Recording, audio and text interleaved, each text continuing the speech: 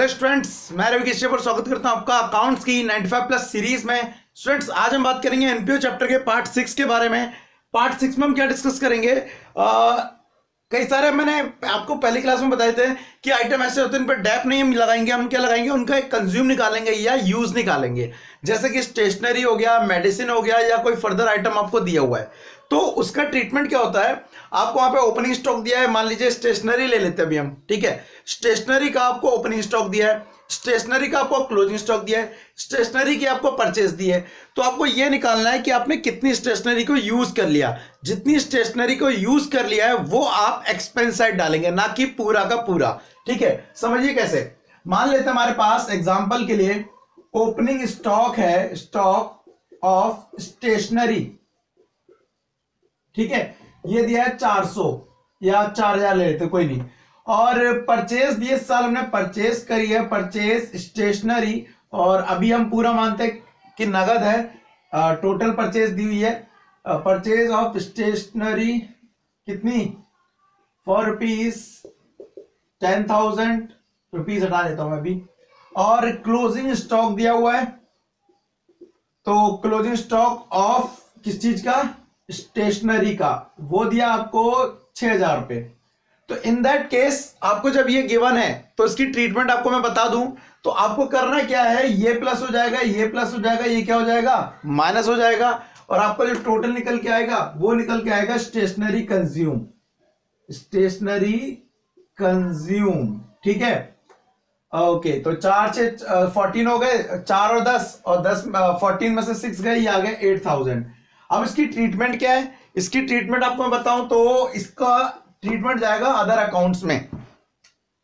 अगर बात करूं पहले अकाउंट की तो इनकम एंड एक्सपेंडिचर ले लेते हैं, शॉर्ट में लिख रहा हूं, ठीक है। ये हमारा इनकम एंड एक्सपेंडिचर, तो जितना भी कंज्यूम निकला है वो आपका चला जाएगा इस तरफ, स्टेशनरी कंज्यूम के साथ। स्टेशनरी कंज्यूम कितना निकला है, 8,000, ठीक है।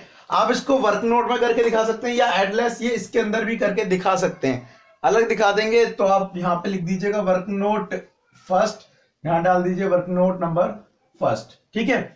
अब आपको बता दूं कि हमने ये आइटम तो डाल दिया, लेकिन इसके साथ ही ओपनिंग स्टॉक और क्लोजिंग स्टॉक भी आइटम जाते हैं दूसरे आइटम में। जैसे सब्सक्रिप्शन का मैंने आपको बताया था कि सब्सक्रिप्शन का आउटस्टैंडिंग होता है वो असेट साइड जाता है, और जो एडवांस होता है वो लायबिलिटी में, सेम ऐसे यहां पे होगा। तो आपको ये बैलेंस शीट गिवन है, अब मान लेते हैं ये 2016 का है, ये बैलेंस शीट है, ये भी कौन साल की है, 2016 की। तो जब क्योंकि 2016 चल रहा है, इस क्वेश्चन के अकॉर्डिंग जो आपको समझा रहा हूं नॉर्मली, तो वो करंट ईयर होगा। और अगर हम ओपनिंग बैलेंस शीट बनाए तो ओपनिंग बैलेंस शीट में आपका क्या हो जाएगा, 2015 क्या हो जाएगा, ओपनिंग बैलेंस शीट हो जाएगी। तो जो स्टॉक है स्टेशनरी का ओपनिंग, वो तो असेट साइड डाल दीजिए ओपनिंग स्टॉक के नाम से, ऑफ स्टेशनरी भी डाल सकते हैं, कितना, 4,000 रुपए। और यहां आ जाएगा क्लोजिंग स्टॉक कितना, 6,000 रुपए, 6,000 है ना, हाँ जी, ये हो गया। ये सिंपल सा ट्रीटमेंट है कंजम्पशन का, लेकिन ये ट्रीटमेंट थोड़ा सा बढ़ और जाता है इन दैट केस जब आपको क्रेडिटर के भी दे देगा ओपनिंग क्लोजिंग बैलेंस। मतलब अभी आपको क्या दिया है, ओनली ओपनिंग स्टॉक और क्लोजिंग स्टॉक दिया है स्टेशनरी का, लेकिन अगर आपको एडवांस और क्रेडिटर दोनों का दे दे तब क्या करना है, इन दैट केस आप में थोड़ा सा चेंजेस करना पड़ेगा फॉर्मूले में। ये फॉर्मूला तो ठीक है, थोड़ा फॉर्मूला ये बड़ा हो जाएगा, तो हेडिंग डालेंगे calculation of stationery consume, stationery consume हम ये निकाल लें। तो आपको यहां पे क्या ऐड करना है, ओपनिंग स्टॉक ऐड कर देना है, ऑफ, मैं भी स्टेशनरी की जगह वर्ड यूज करूंगा आइटम, ठीक है, वो आपको ऐड कर देना है। यहीं पे आपका ओपनिंग एडवांस क्या हो जाएगा, ऐड हो जाएगा। आप एग्जाम में ये फुल लिखेंगे, मैं अभी शॉर्ट लिख रहा हूं, ओपनिंग क्लोजिंग समथिंग, आपको पूरा लिखना है, ठीक है। ओपनिंग एडवांस ऑफ आइटम, कोई भी आइटम हो सकता है, मेडिसिन या स्टेशनरी, वो जुड़ जाएगा, प्लस देखिए क्रेडिटर का क्लोजिंग बैलेंस जुड़ेगा, ठीक है। तो क्लोजिंग क्रेडिटर फॉर स्टेशनरी या ऑफ स्टेशनरी कर लीजिए, स्टेशनरी, ठीक है, ये जुड़ गया। ये 3 आइटम तो जुड़ गए, प्लस इसमें एक चीज ऐड होगी, परचेस, मतलब इस साल आपने कितना अमाउंट पेड किया। तो उसके लिए वर्ड यूज करेंगे अमाउंट पेड फॉर स्टेशनरी। ठीक है, ये आ गया। उसके बाद माइनस करेंगे क्लोजिंग, ओपनिंग का उल्टा क्लोजिंग। स्टेशनरी वर्ड ना यूज करके हम क्या यूज कर रहे थे, आइटम यूज कर रहे थे, सॉरी हो जाती है यार गलती, आइटम। स्टेशनरी नहीं, क्लोजिंग स्टॉक ऑफ आइटम, ये लेस हो गया, इसका उल्टा हो गया। ओपनिंग एडवांस का उल्टा क्या होगा, क्लोजिंग एडवांस होगा ऑफ आइटम। ठीक है, और कैरेक्टर क्लोजिंग ऐड हुए थे तो लेस कौन से वाले होंगे, ओपनिंग वाले होंगे, याद रखना। तो minus opening character for of item. ठीक है, ये आपके लेस हो गए। 4 आइटम आपके ऐड होंगे, 3 आइटम आपके लेस होंगे, और ये जो निकल के आया ये आपके आ गया item consume, item consume during the year, consume या कई बार इसको यूज ही बोलते हैं। ठीक है, और ये जो आया ये आप कहां डाल देंगे, यहां पर। स्टेशनरी की जगह क्या जाएगा, तब आइटम आ जाएगा। मेडिसिन होगा तो मेडिसिन डाल देना।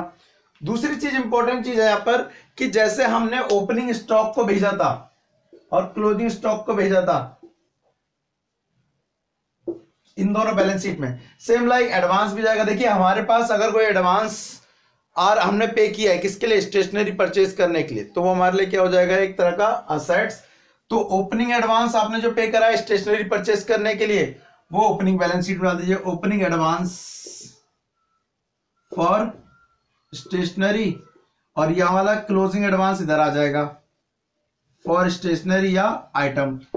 और रही बात कैरेक्टर की, तो ओपनिंग वाले ओपनिंग में डाल देना भाई, सॉरी उल्टा हो गया थोड़ा, यहां पे आएंगे कौन से वाले, क्लोजिंग वाले, और यहां पे आएंगे ओपनिंग वाले, क्योंकि ये हमारी कौन सी बैलेंस शीट है, क्लोजिंग बैलेंस शीट है। ठीक है, ऐसी क्लोजिंग क्या डाल देंगे हम यहाँ पे अपने, क्रेडिटर फॉर आइटम या स्टेशनरी जो भी दिया होगा आपको, और यहां पर ओपनिंग क्रेडिटर फॉर आइटम।